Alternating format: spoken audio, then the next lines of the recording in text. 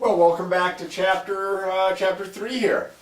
This is section 6. Now, if you notice, there is no section 5. We skipped that one because we can kind of combine the information in section 5 and section 6 together. We are solving equations that require addition and subtraction. We're solving addition and subtraction equations.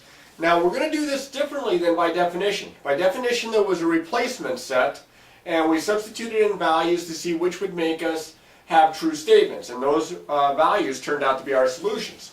Well, now what we're going to do is we're going to have our replacement set be the set of all numbers, all real numbers. So since it's impossible to plug in every real number, we need a different approach. And what we're going to do is we're going to use two particular properties of equality to help us along with this. Now, the first property of equality is called the addition property of equality. And in fancy jargon, for any numbers a, b, and c, if a equals b, then a plus c equals b plus c. Look at this and look at this. Do you see how c has been added to both sides of the equation? And in words, it says if you add the same number to each side of an equation, the two sides remain equal. You keep a balance, like a teeter-totter. If you have two people that are on the teeter-totter and they're balanced out, and add equal weights to both sides, you keep that equilibrium, you keep that balance. Well, that's what we're going to do. We're going to be able to add the same number to both sides of an equation and keep it equal, keep it balanced. We call those kinds of equations equivalent equations, equal in value. If we add the same number to both sides, we have an equivalent equation from what we started with. And I have a couple of examples here. Now, when we are solving equations, we're trying to find out what value our variable needs to be replaced by to give us a true statement. So, I mean, these are very, very simple ones. You can probably figure these out as quick as you can write them down. But that's not the key, because the equations are going to become more difficult. In the next chapter, we're going to be solving equations that are going to require a lot more work than the equations you're looking at right now. So we're going to start off by showing the work properly so that on the easy ones, it's easy to show the work and to find the answers. And then when we get to the tougher ones, we're already used to showing the proper steps and showing the proper work. And as the equations become more difficult, we'll know what to do, as compared to just looking at the equation and trying to figure it out in your head.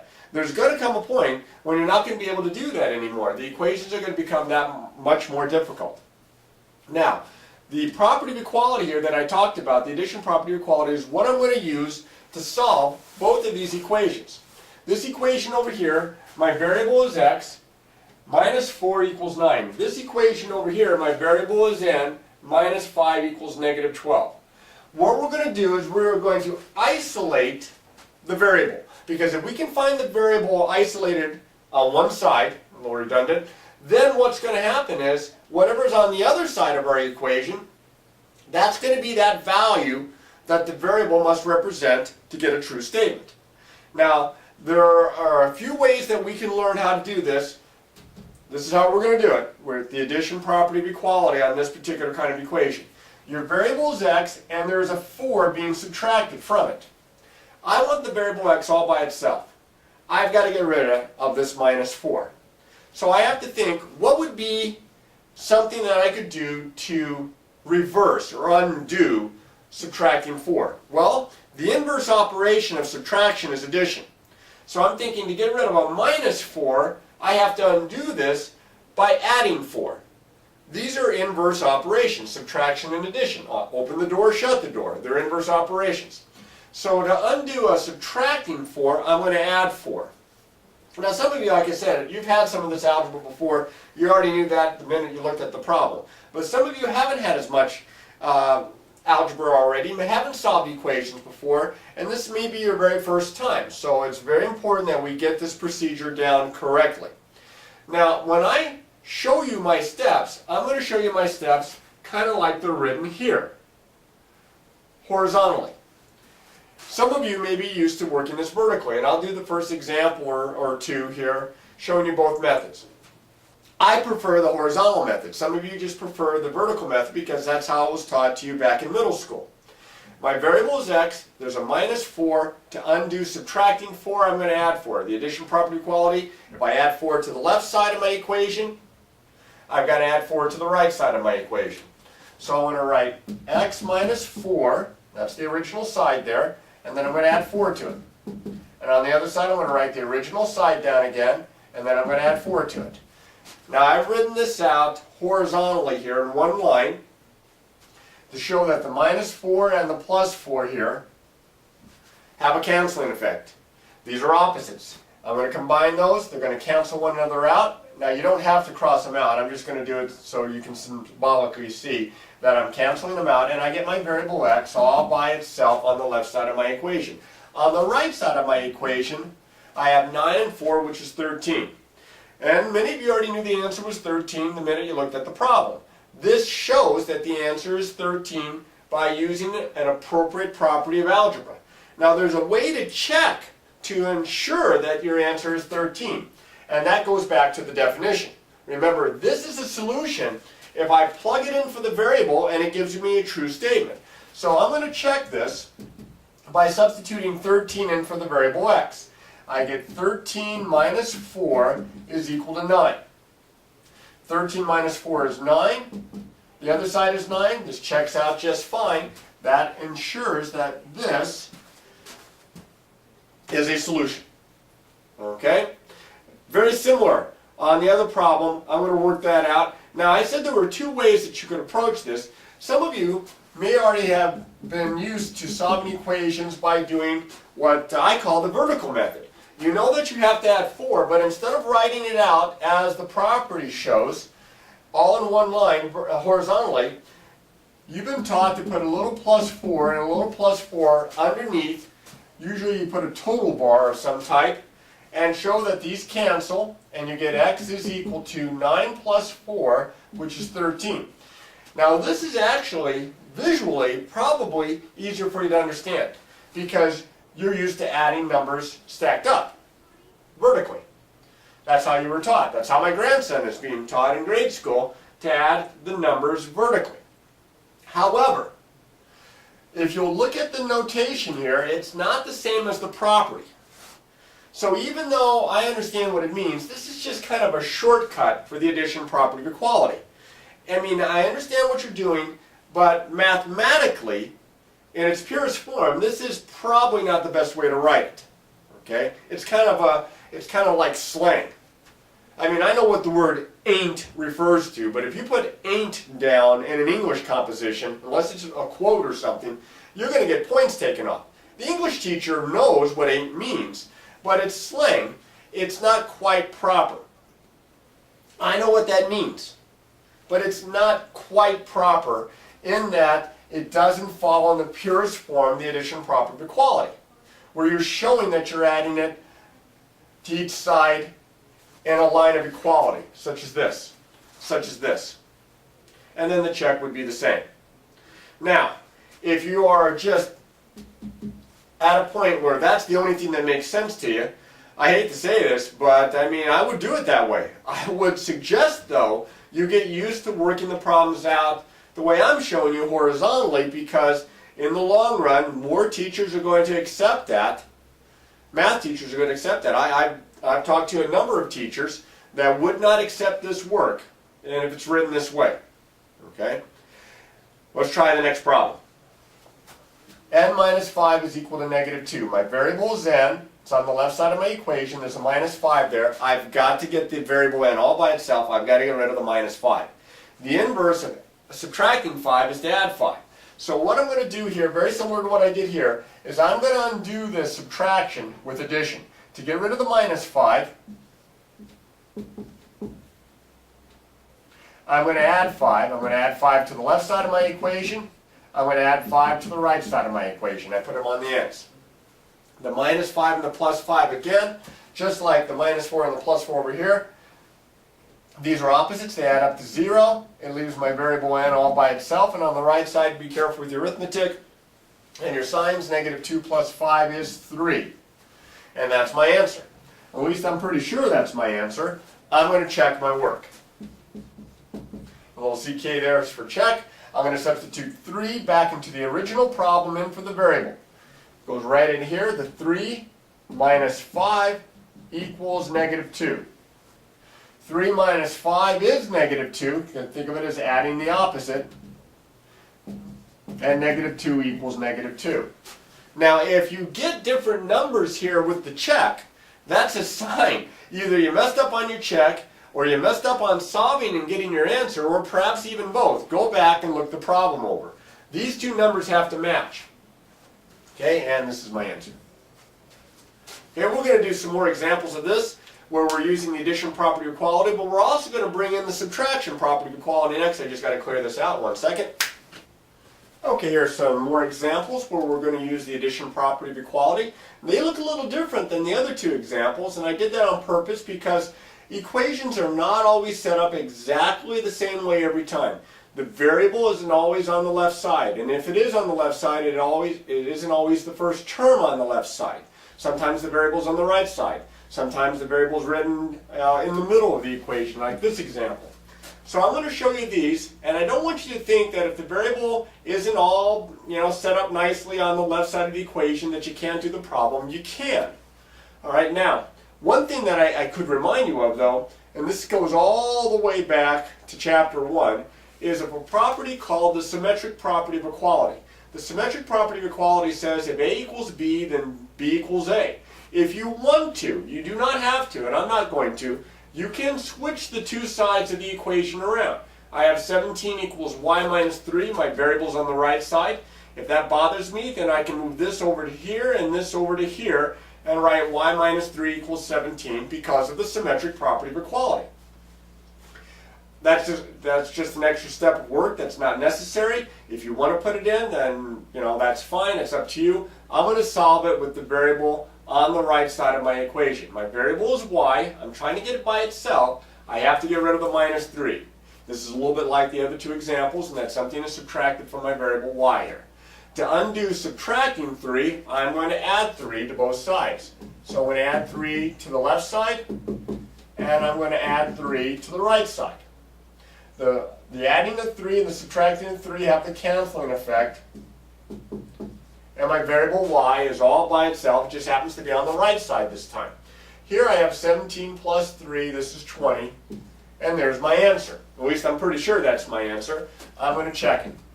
I'm going to take 20 and I'm going to plug it back into the original problem, the original open sentence there, in for the variable.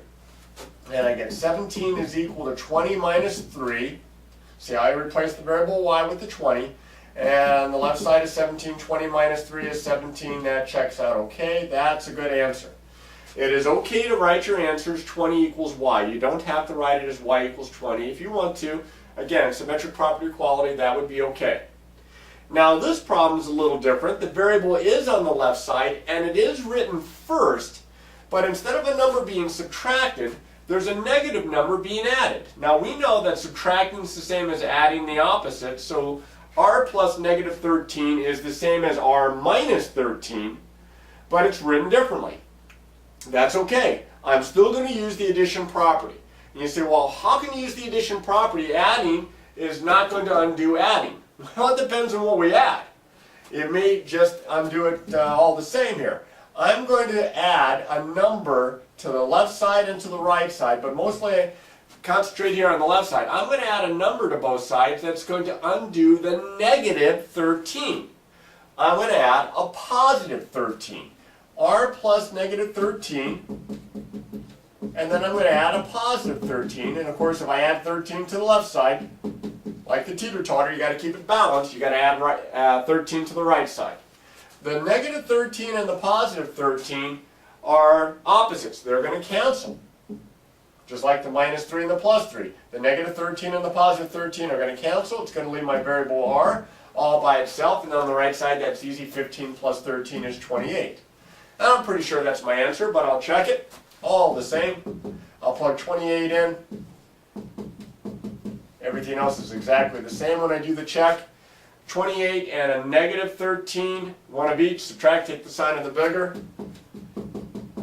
Checks out okay. That's a good answer. Okay. My last problem here that I have on this row of 3 is a little different because the variable, although it's on the left side, is not written first on the side. It's written second. Negative 4.8 plus n equals negative 13.7. Now we know that because addition is commutative, we could change and flip the order around. We could write this as n plus negative 4.8 equals negative 13.7. It would look more like that problem then. But I'm going to show you that you don't have to do that. You can because of the commutative property of addition, but you don't have to in this case. Also notice decimals. Since we have talked about rational numbers in the last chapter, decimals and fractions and such, you may see decimals and fractions in the equations, but we solve them as if they're just integers. We just have to use the arithmetic skills for decimals and fractions. My variable is n. There's a negative 4.8 that's being added to it. I'm going to do the inverse. I'm going to add a positive 4.8 to both sides. Negative 4.8 plus n, there's my side, now I'm going to add 4.8 to it, notice how I always put it on the end, is equal to negative 13.7, and then I'm going to add a 4.8. Hopefully you can see that, I got a little squish there on the side. Alright, the negative 4.8 and the positive 4.8, even though they're not right next to one another, I mean we can use the associative properties if we needed to, they're going to be able to be combined, they're like terms, and they are opposites, they're going to cancel. And I'm going to get my variable n all by itself on one side of the equation. Now I have to be extra careful on the right side because I have negatives and I have decimals. I have a negative 13.7 and a positive 4.8. When you're adding a negative and a positive, you treat them like they're positive, you subtract, take the sign of the bigger looking one, and what would that be? 8.9, I believe, negative 8.9 if I didn't mess up with the arithmetic in my head. I better check my work. Make sure I didn't mess up. So I'll check my work. I'll plug a negative 8.9 in for n. I get negative 4.8 plus negative 8.9. Does that equal negative 13.7? Negative and a negative is negative. 7 carry 1, 13. I get the same number on both sides. That's a good sign that I've done it right and that is my correct answer. Okay, now in each one of these 5 examples that I've done so far, I've added something to both sides to undo what's being done to the variable, to get the variable isolated, all by itself on one side. Now I'm going to show you how you can do that using a different operation, because now I'm going to talk about the subtraction property of equality. The subtraction property of equality says that for any numbers a, b, and c, if a equals b, then a minus c equals b minus c. Do you see what's changed? They subtracted c from both sides. In words, it says if you subtract the same number from both sides of an equation, the two sides remain equal. So it's quite a bit like the addition property of equality, but instead of adding the same number to both sides, we're subtracting the same number from both sides. And that's okay. And in fact, that's what I'm going to do down here. I have a plus 9 equals 13. I'm going to solve this equation by getting rid of the plus 9 here using the subtraction property of equality. Since addition and subtraction are inverse operations, to undo adding 9, I'm going to subtract 9. And of course, if I subtract 9 from the left side, just like the problems up here, I got to subtract 9 from the right side also. These are going to cancel, and I'm going to get a is equal to, it looks like 4. Now you pretty much knew the answer was 4 just by looking at the problem. And again, I know some of you guys are used to doing it this way. Subtracting 9, and putting a little total bar like that. These cancel and I get a is equal to 13 minus 9 is 4. You like the way they stack up, especially with subtraction. And you get the same answer. Again, I'm going to say that this is okay for you to do, but I would like for you very much to try to write it out horizontally rather than vertically. I'm just telling you, more teachers accept it this way than this way. Some teachers will take either, some teachers just teach this, and there's some teachers that will only accept this. So kind of get used to that now. A equals 4. By the way, I didn't do the check, but I could check this simple enough. I'll put the check way over here since I'm running out of room. I substitute 4 in for A, and I get 4 plus 9 equals 13. 4 and 9 is 13. 13 equals 13. My answer was good, as I figured it was. All right, a couple more examples, and then we'll see if we can get you working some problems here. So give me a second. Let me clear this out. Okay. Now, as you can see, I've got 6 more examples here, and you say, my goodness, this instructional video is taking forever. This is that important. That's the reason why I'm showing you all these examples. All right, here we go. Kind of follow along and hang in there. We're about done. K plus 12 equals -6. We're going to solve and check. My variable is K. There's a 12 being added to it. The inverse of adding 12 is to subtract 12, so I'm going to subtract 12 from both sides. And I get K is equal to -6 minus 12. Be extra careful with these negatives. It's the same as adding the opposite. It's the same as adding the opposite. So that's a -18. Pretty sure that's my answer. I'm going to check it. I'm going to substitute -18 in for K. Leave everything else the same. Just substitute it in for the value, for the variable there, I should say. And that's going to give me -18 plus 12 is -6. Remember, subtract, take the sign of the bigger one. Checks out okay. That's a good answer. Over here, my variable is not written first. It's on the left side. There's an 11 being added. The inverse of adding 11, even though the 11 is first, the inverse of adding 11 is to subtract 11. So I can use the subtraction property of equality again. And I can subtract 11 from both sides. Now don't freak out because the variable's in the middle. This 11 and this -11 have a canceling effect. And it leaves me plus positive n, or n. And then 3 minus 11, again, be careful. It's the same as adding the opposite there. That's -8.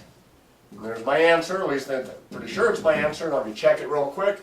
I'll substitute -8 in for n. I get 11 plus -8 is equal to 3.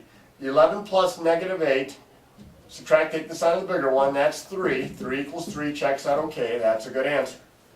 All right, here we go to the next one. My variable's on the right side this time. Don't let that freak you out. We can solve it, or you can use the symmetric property of equality and reverse the sides around. I've got a +4 to my y here. 4 is being added to y. The inverse of adding 4 would be to subtract 4.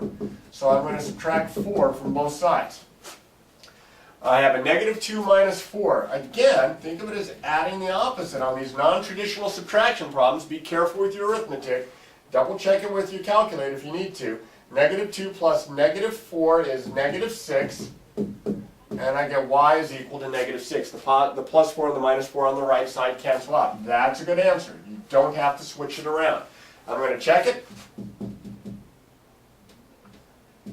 And I'm going to plug -6 in here for y. I get -2 equals -6 plus 4. -2 equals, well, -6 and a +4. Subtract, take the sign of the bigger, is -2. It checks out okay. All right, then we get to the weird looking ones here with decimals and fractions and such. I have k plus 8.5 is equal to 3.4. Well, don't let the decimals mess with you. You can do this. 8.5 is being added to k. The inverse of that would be to subtract 8.5. Didn't leave myself very much space there. Right to left. The plus 8.5, the minus 8.5 have a canceling effect. I get k equals. Now be careful. It's a non-traditional subtraction problem. Again, think of it as adding the opposite if you need to. And I have more negative than positive. Looks like it's going to be -5.1. I'll check my answer here. -5.1 in for k. -5.1 and a positive 8.5. When you're adding a negative and positive, again, subtract, take the sign of the bigger. This is going to give me a positive 3.4, 3.4. Now, what I have had students do when they show their check, they just see the number on the right side and they don't even bother doing the arithmetic, and they just write that number on the right side on both sides of their check. And they say, that's good enough. Well, not if your answer is wrong, because you'll never know unless you actually do the check to see if that's going to match up the size. If you don't do the arithmetic, if you just automatically write down equality without checking, you're just wasting your time.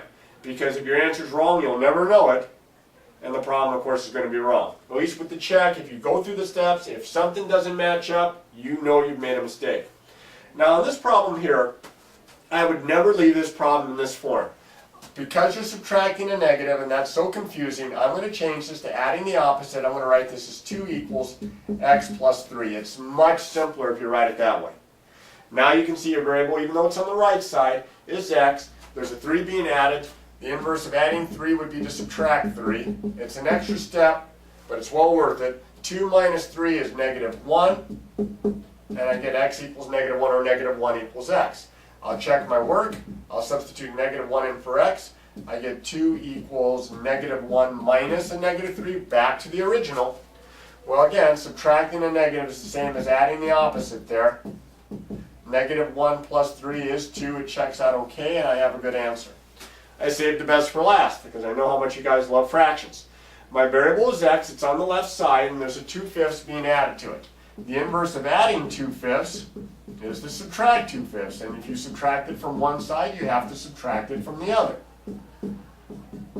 Now everything has worked pretty quickly except that I get to this point, and the only way I'm going to figure out my answer is if I do my steps with fractions, which means since I'm subtracting, I need a common denominator. My common denominator with a 10 and a 5, that's pretty easy, it's 10. So I'm going to need to rewrite this. Now what I'm going to do is I'm just going to do this subtraction on scratch paper here. I'm going to do 7/10 minus 2/5. This is 7/10 minus, multiply top and bottom by 2. To get a common denominator of 10 would be 4/10. 7/10 minus 4/10 is 3/10. And that's my answer, at least I think it's my answer. I have to check my work. I plug 3/10 in here. The check is as much work as the rest. Because to check my work, if I'm really going to add those together, I'm not just going to write 7/10 equals 7/10, I have to get a common denominator. So again, on scratch paper here, I'm going to add 3/10 and 2/5. My common denominator is 10. This is 3/10 plus, multiply the top and bottom by 2. That'd give me a 4 here. Add the tops, that's 7/10. Well, I kind of knew it was going to be 7/10 if I had done the work right, and it shows that I have. And I have my answer. Don't let the fractions and the decimals mess you up. You look for your variable. You look to see what's being done to the variable. You undo that by either doing the inverse operation there of addition or subtraction, using the addition and subtraction properties of equality. You need to make sure that you understand this skill, because if you can't do these equations, you're going to have trouble with equations in the next chapter. As always, make sure that you practice, practice, practice.